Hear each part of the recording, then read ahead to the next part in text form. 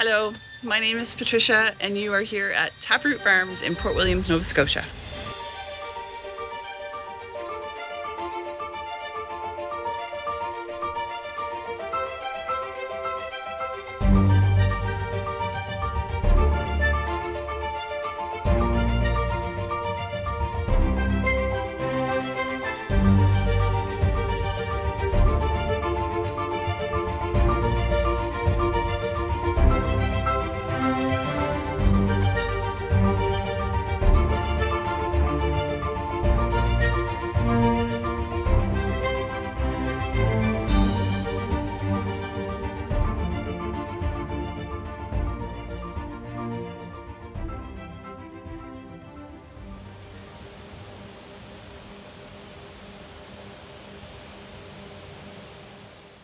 Let's go take a look at the basil tunnel.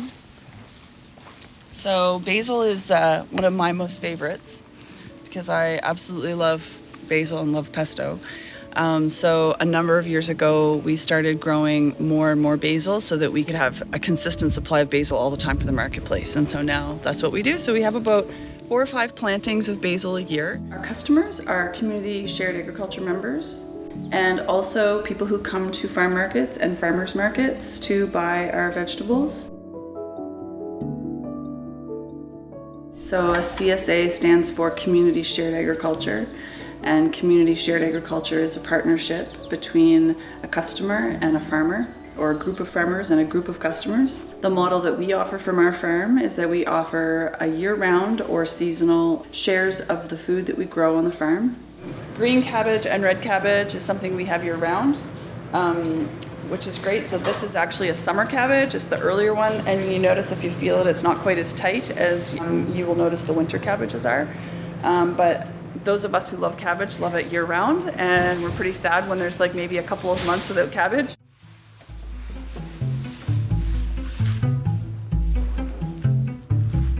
We were planting zucchini cash machine. It's a yellow zucchini. It'll be the last planting. Putting them in trays. They'll go out to the greenhouse. They'll get watered in. They'll grow. They'll go to the field. They'll get planted. The press actually puts the cells in the dirt for you so that you can properly get the seed into the dirt. And then after the fact, we were pressing the seeds down into the dirt because if you don't do such, the rain or when you're watering can actually flood the seeds back out and it washes away, and that's not fun. So just a precaution, really.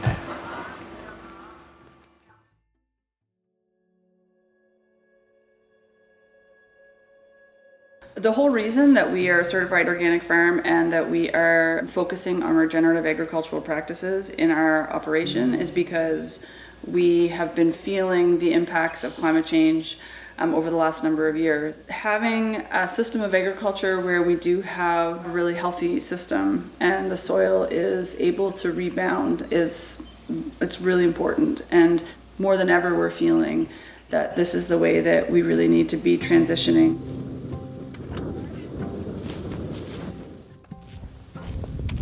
What I'm trying to do is I'm just trying to create a more healthy soil biology, a cycle that I can feed the soil and it can feed us back. Carbon farming, carbon sequestration, I guess is another way of saying it. The animals, basically they give the opportunity for the land to not be worked up and tilled, like all of this bare soil that we see and the tilling that we have to do, dragging steel through the ground, releases carbon.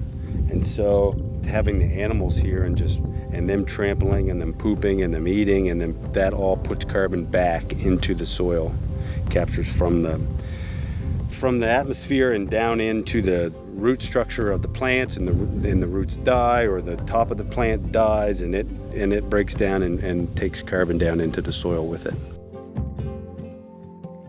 So we have wetlands, we have riparian zone, like down at the bottom of this field you can see that the trees and the shrub lines, and we have quite a bit of perennial crops on our farm, like apple trees and blueberries that really do a great job in pulling the carbon out of the atmosphere.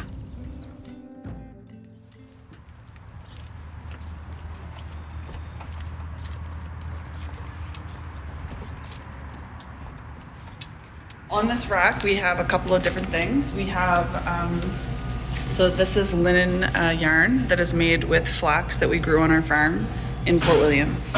So this is a fairly thick yarn. It feels a little bit coarse, but this is what we are able to spin right now in our spinning facility, because our spinning facility really wants to be spinning this, which is wool.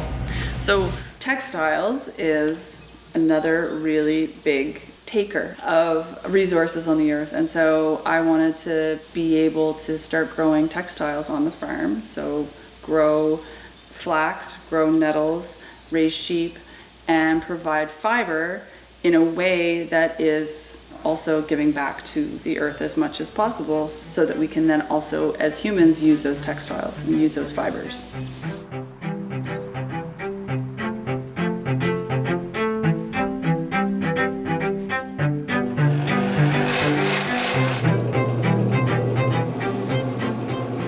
After washing wool, it's still kind of stuck together, because when you shear it off the fleece, it actually remains somewhat intact.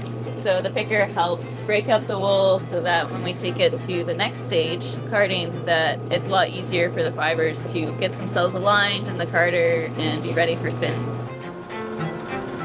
So what led me to come to TapRoot was that I was doing this research on the wool industry, and I really wanted like a hands-on experience with processing wool so that I could help understand what it's like to work in a wool mill. So this is a very special place because you're doing very high quality yarns from local sheep, and so it's very fascinating.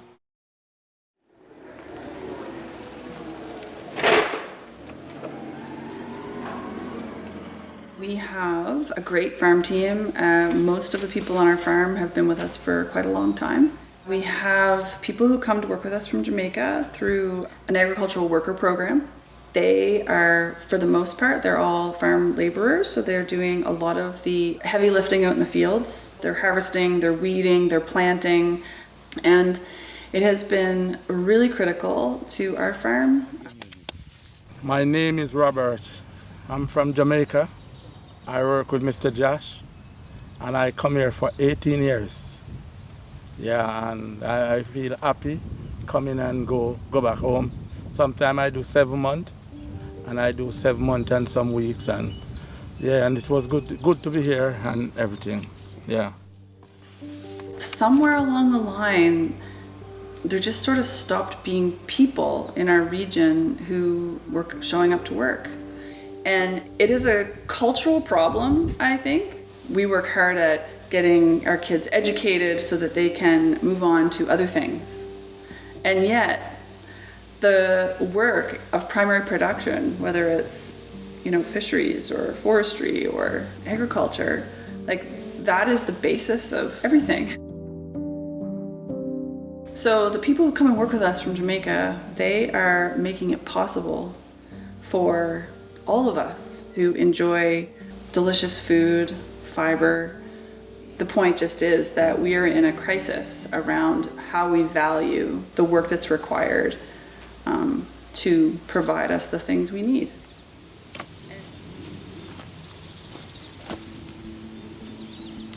So, Lyndon, I've been working here for, this year is my 6th year. So, this morning we're going harvesting carrot. So we go through and we pick the bigger ones. You can actually see around here that it's a big one. The tiny one will look like much smaller.